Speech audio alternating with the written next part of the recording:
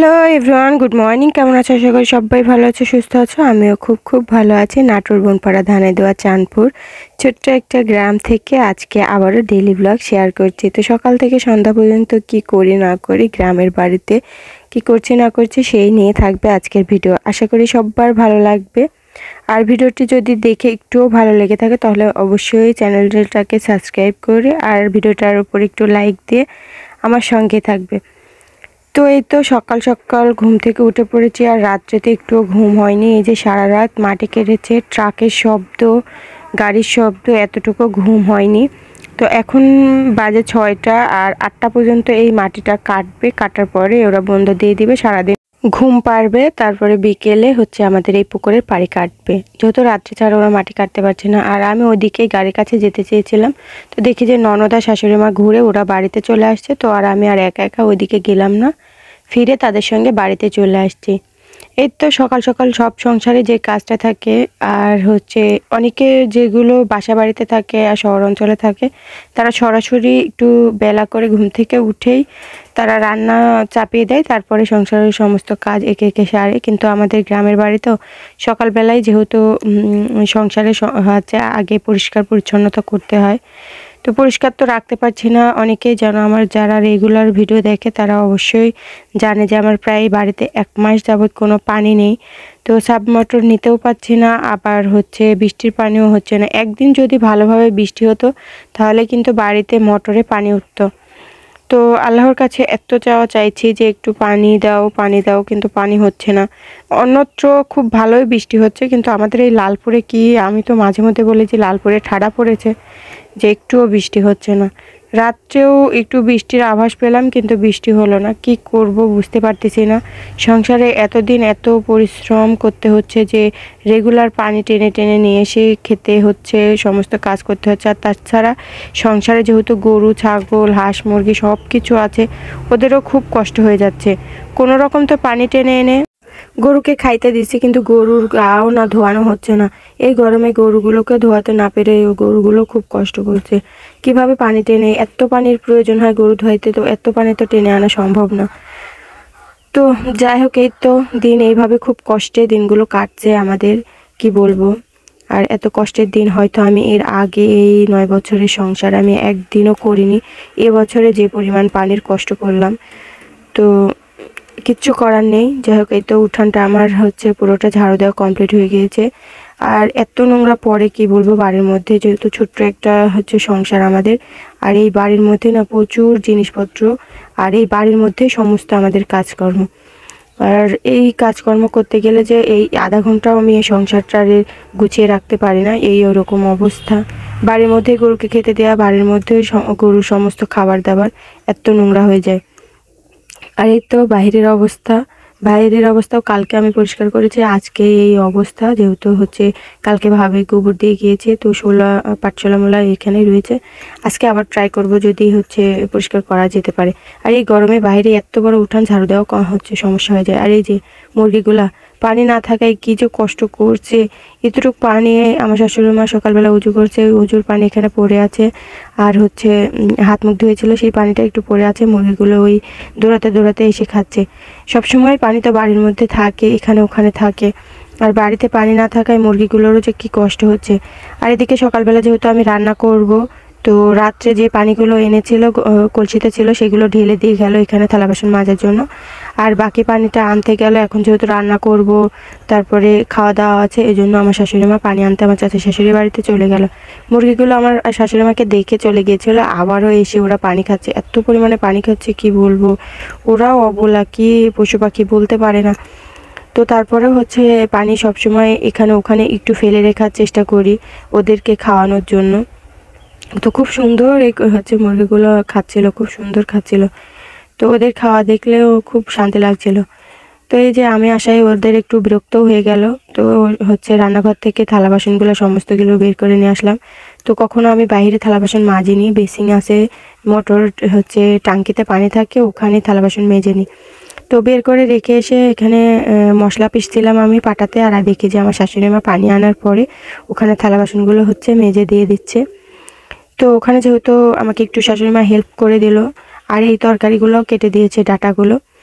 তো ওই ডাটা দিয়ে আমি হচ্ছে একটু বাটা মশলা করে এসেই হচ্ছে রান্না চুলায় বসিয়ে দিয়েছি। তো রান্না করতে এসে যে এরকম পরিস্থিতির শিকার হবে আমি বুঝতে পারিনি। আর আমি হচ্ছে একটু এই ডাটা মানে কাটোয়া ডাটা বলে, যেগুলো ডাটা হিসেবে খাওয়া হয়, তো ওর সঙ্গে একটু রাই বা সর্ষে বাটা দিতে হয়। তো সর্ষে বাটা বাটছি, আমি সর্ষে বাটছি, সর্ষের সঙ্গে একটু 2-3টে কাঁচামরিচ দিলে কি হয় হচ্ছে তিতো ভাবটা চলে যায়। তো আমি ভাবলাম যে 3-4টে হচ্ছে কাঁচামরিচ দিই। তো কালকেই এই কাঁচামরিচগুলো হাট থেকে নিয়ে আসছে, তো এর ঝালের পরিমাণটা তো আমি একটু এখনও বুঝতে পারিনি। এই ফার্স্ট টাইম হচ্ছে ওই সর্ষে বাটার সঙ্গে কয়েকটা কাঁচামরিচ দিয়েছি।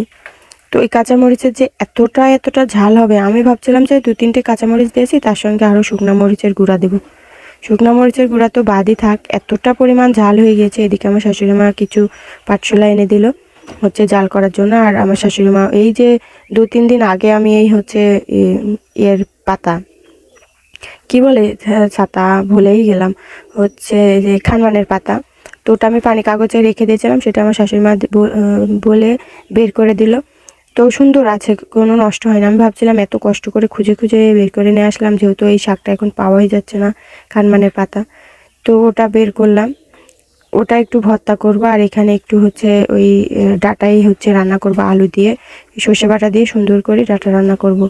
তো এই ডাটা যে আমার শাশুড়ি মা অবশ্য এর আগে বলে না মুরব্বিদের কথা নাকি শুনতে হয়। তো ওই বাটাটা একটু পেশাটা একটু বেশি দেখতে পেয়ে বললো কি হচ্ছে অর্ধেক দে আর অর্ধেক রেখে দে, অতটা দিস না।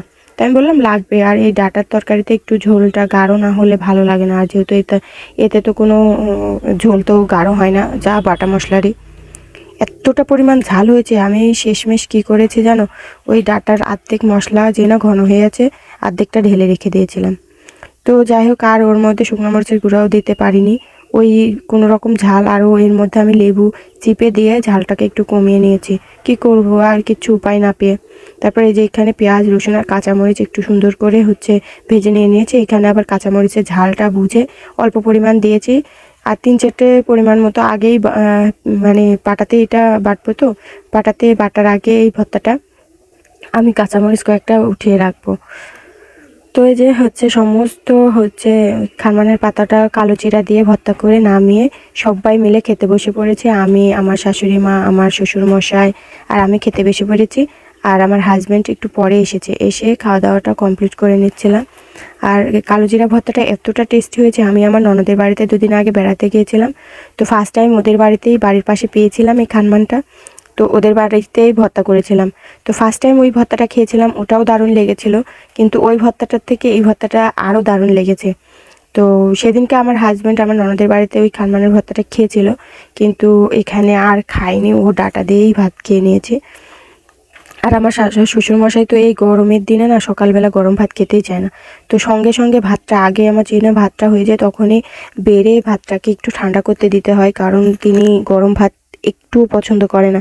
তারপরও তার যদি এই গরমে পান্তা ভাত হয় তাহলে খুব খুব ভালো পছন্দ করেন। তো এই গরম ভাতে আমি একটু পান্তাও দিয়ে রাখলাম, যাতে হচ্ছে তার খেতে অসুবিধা না হয়। তারপরে এই যে খাওয়া দাওয়া কমপ্লিট করে উঠে এসেই হচ্ছে আম খেতে বসে পড়েছি। একটা ফজলি আম গাছ থেকে পড়েছিল, সেটা আমার শাশুড়ি মা আমার ঘরেতে, আমি ফজলি আম খুব পছন্দ করি, ওই জন্য কুড়িয়ে পেলে সেটা আমার ঘরে রেখে দেয়। তো সেটাই খাচ্ছিলাম, আর এই যে হাত থেকে পড়ে গেল, পড়ে গিয়ে মনটাই খারাপ হয়ে গেল। আর আমার হাজব্যান্ডের জন্য 3-4টে রেখে দিয়েছিলাম। এদিকে বাইরে এসে দেখি যে আজকে আমাদের বাড়িতে চাউল ফুরাই গিয়েছে। 3-4 দিন আগে থেকে বলছি চাউল ফুরাই গিয়েছে, ধান ভাঙাইতে হবে, তো যাচ্ছেই না। আজকে ফাইনালি সকালবেলা একদম শেষ, যা ছিল সমস্তটাই রান্না করেছি। আর ওই ধানগুলো বাইরে নিয়ে নিয়েছে। আর আমার হাজব্যান্ডের যে 3টে আম রেখেছিলাম সেটাও আবার খেয়ে নিলাম, ও বলে নাকি খাবে না। তারপরে এই যে সবাই ধানের ঘরে চলে আসছে ধান নিতে। আর ওই ধানের মধ্যে যে আলো ধান ছিল যেটা লাগানোর জন্য, তো ওইটাই চেক করে দেখছিল যে এটা আলো না সিদ্ধ ধান। তো বললাম আলো ধান, সেটা বস্তা মুখ বেঁধে রাখলো। আর ওই যে কাকাকে নেওয়া হয়েছে ভ্যান, তাদের ভ্যানে করে নিয়ে যাবে, আর তাকেও নেওয়া হয়েছে। সে হচ্ছে আমার শ্বশুরমশাই আমার হাজব্যান্ড যাবে, তাদের সঙ্গে ধান ভাঙিয়ে নিয়ে বাড়িতে চলে আসবে। আর এইখানে ধানের বস্তা তুলতে গিয়ে একটা ইঁদুরের বাচ্চা দেখতে পেয়েছে, খোঁজাখুঁজি করলো, পেলো না। তারপরে এই যে ধানের অবস্থা, ধান এক হচ্ছে ভ্যান ধান নিয়ে নিয়েছে। এখানে প্রায় 11 মণ ধান আছে, আর কিছু 6 থেকে 7 মণ ধান আরও রেখে দিল। সমস্তটা একবারে ভাঙালে কি হয়, চালে না পোকা ধরে যাচ্ছে। তো কি করব, এদিকে আবার কবুতরের ঘরে ঢুকেছে। আমার হাজব্যান্ড হচ্ছে ধান ভাঙাইতে যাবে, তো বললো যে আমি কবুতরগুলোকে খেতে দিয়ে যাই। তো পানি নেই, তো আবারও চলে আসছে আমার চাচি শাশুড়ির বাড়িতে পানি নিতে। তো প্রতিদিন আমাদের একবারেই 2 লিটার 4 লিটার পানি লাগে এক টাইম কবুতরগুলোকে খেতে দিতে। তো 2 লিটারের যেহেতু দুটো হচ্ছে বোতল, তো দুটোই আমি বোতল পুরে নিয়ে নিয়েছি, গিয়ে দিয়ে দেবো, ও খেতে দিয়ে চলে যাবে। তো পানি তোলাটাও খুব কষ্ট হচ্ছে, বোতলে পানি পড়ছেই না। কোনো রকম কষ্ট করে 2 বোতলে পানি পুরে নিয়ে চলে আসছে, এসে দিয়ে দিলাম কবুতরের ঘরে খেতে দিচ্ছে। ওইদিকে আব্বু আর ওই কাকা চলে গেল ধান নিয়ে। তো বললো যে পরে আমার হাজব্যান্ডকে যেতে, যেহেতু ওর কবুতর খেতে দেওয়া হয়নি। তো ওরা গিয়ে ধান ভাঙাইতে ভাঙাইতে এদিকে চলে যাবে। আর এই যে অবস্থা, আমি এই অ্যালোভেরার গাছটা ননদের বাড়ি থেকে এনে অনেকবার লাগিয়েছে। ঘরের পেছনে লাগিয়েছিলাম, পুকুর কাটছে, ওখান থেকে কোনো রকম তুলে নিয়ে এসে এই বস্তাতে আবার লাগিয়েছি। এখানে গরু আর ছাগল মিলে উঠিয়ে উঠিয়ে ফেলে দিচ্ছে। যাই হোক, কোনো রকম একটু তাজা আছে, লাগিয়ে দিয়েছি, জানি না হবে কি না। তো একটু পানিও এনে দিয়ে দিলাম। তো দেখি কি হয়, আল্লাহ তাআলার অশেষ রহমতে যদি হয় তো হবে, যেহেতু এই গাছটা 2-3 বার লাগানোর পর উঠানো হয়ে গিয়েছে। এদিকে ধান ভাঙিয়ে নিয়ে চলে আসছে চাউল। তো চাউল কেমন হয়েছে, চাউল ভেঙে গিয়েছে নাকি খুদ হয়েছে নাকি বেশি, সেটা আমার শাশুড়ি মা দেখছিল। আর তাছাড়া গরম চাউল, তো বস্তার মুখ এভাবে খুলে খুলে রেখে দিতে হবে। আর এটা মেন দেখার আরও কারণ আমার শাশুড়ি মা বাড়িতে ছিল না। এই ধানটা আমি সিদ্ধ করে নিজেই এই ধানটা একটা তাক দেখে নামাতে মানে তুলতে হয়। তো আমি সেটা করেছি এই ফার্স্ট টাইম। তো চাউলগুলো কেমন হয়েছে, ভেঙেছে কিনা, তো সেটাই দেখছিল। আরও একা একা যেহেতু পা দিয়েছি, পাতেও যদি এক পিঠে যায় নাকি চাউল, তাহলে ভেঙে যায় ধান। তো বললো যে ঠিক আছে, খুব ভালোই হয়েছে, অতটাও হয় নাই। তো তার ফার্স্টেই কিন্তু এই চাউলটা ঘরে আসার সঙ্গে সঙ্গে ধানটা খেলো, কারা দেখবে একটু পরে দেখাচ্ছে। আমিও আর একটুকু তুলে নিলাম খাওয়ার জন্য। এই যে সর্বপ্রথম চালটা খেলো এরা, এদেরকে দিয়ে দিল খুদগুলো আর চাউলগুলো রেখে দিল। আর আমি একটু খেয়েছি, আর একটু ছিল, সেটাও ওদেরকে দিয়ে দিলাম। ওরা সুন্দর খাচ্ছিল। তারপরে সারাদিন সংসারের সমস্ত কাজগুলো সারলাম, ঘরগুলো আরও গোছালাম, ঘর বারান্দা সমস্ত কিছু ঝাড়ু টাড়ু দিয়ে, গরুর গোয়ালে ঝাড়ু টাড়ু দিয়ে এখন বিকেল প্রায় 4টা বাজে। তো গোসলটা করে চলে আসছে রান্না করতে। ভাতটা হয়ে গিয়েছে, নামিয়ে দিয়ে দিয়েছি। আর এই বিনা চেমেনের ভাতটা না খুব তাড়াতাড়ি হয়ে যায়। আর এই সকালবেলা তেমন রান্না করিনি, ওই অল্প পরিমাণ চাউল ছিল, ওটাই রান্না করেছিলাম, আর কিছু রুটি বানিয়েছিলাম। তো ওই দিয়ে দুপুর পর্যন্ত কোনো রকম চালিয়েছি। আর এখন ওই সকাল সকাল মানে রাত্রে তো খাবে, তো একটু বেলা থাকতে আমি রান্নাটা কমপ্লিট করে নিলাম। আর এখন তো ওই যে ঝড় বাতাসের দিন, সবসময় ঝড় বাতাস সবসময় লেগেই থাকে। আর ওই সন্ধ্যার পর রান্না করাটা খুব কষ্ট হয়ে যাচ্ছে। তো আমার শাশুড়িমা সবসময় বলে, এখন ঝড় বাতাসের দিন আসছে, তুই একটু যত তাড়াতাড়ি সম্ভব রান্না কমপ্লিট করে ঘরে নিয়ে রেখে দিবি, যাতে টেনশন ছাড়া থাকতে পারি। ওই বিকালে ঝড় বাতাস উঠবে, রান্না করতে পারবে না, ওই ঝড় বাতাসে এসে রান্না করা, এই একটা ঝামেলার ব্যাপার। তো এই জন্য আজ কয়েকদিন ধরে আমি সবসময় মাগরিবের আজান দেয়, তারপরে রান্না করতে আসি। আর এখন এই সকাল সকালে রান্না করে ফেলি, আসরের আজান এর আগ থেকে শুরু করে, যাতে আসরের আজান পড়ার পরেই আমার রান্নাটা কমপ্লিট হয়ে যায়। আরও বিকেলে গরু টরু আছে, সংসারের আরও কাজ থাকে, ঘরে তোলার আছে। তো এখানে রান্না করলাম তরই আছে, তরই দিয়ে আলু দিয়ে আর বেগুন দিয়ে একটু তেলাপিয়া মাছ দিয়ে পাতলা করে ঝোল করলাম। তার সঙ্গে তেলাপিয়া মাছের সঙ্গে একটা সিলভার কাপ মাছের পেটিও দিয়েছি, যেহেতু আমার হাজব্যান্ড তেলাপিয়া মাছ খায় না। আর এই যে সন্ধ্যার দিকে আবারও আজকে যেহেতু সারাদিন গাড়ির কাজ বন্ধ ছিল, সকাল 8টা পর্যন্ত মাটি কেটে ওটা বিক্রি করেছি। আর এখন ওই রাত্রে পাড়ির কাজ করছে, মানে পাড় বাঁধছে। আর রাত 10টার পর থেকে আবার শুরু হবে ওই মাটি টানার কাজ। তো এই তো সারাদিন এইভাবে কাটালাম। ভিডিওটা ভালো লাগলে অবশ্যই লাইক কমেন্ট শেয়ার সাবস্ক্রাইব, আর চ্যানেলটাকে অবশ্যই সাবস্ক্রাইব করে আমার সঙ্গে থাকবে। আর যারা আমার নতুন, তারা অবশ্যই আমার চ্যানেলটাকে সাবস্ক্রাইব করবে। তো এই তো রাত্রে কিভাবে যে পাড় বাঁধবে জানি না, তবে একটা অ্যাক্সিডেন্টলি তারা অন্যায় করে ফেলেছে। সেটা হলো যে আমাদের এই পুকুরের উপর দিয়ে গিয়েছে তোমাদের ওই ওয়াইফাইয়ের তার, আর আমাদের কারেন্টের তার। তো আমার বড় চাচা শ্বশুরের একটা গাছ ছিল, সেই গাছটা বলেছে একটু এদিকে সরিয়ে দিতে, যাতে গাছটা কেটে নিয়ে বাড়িতে যায়।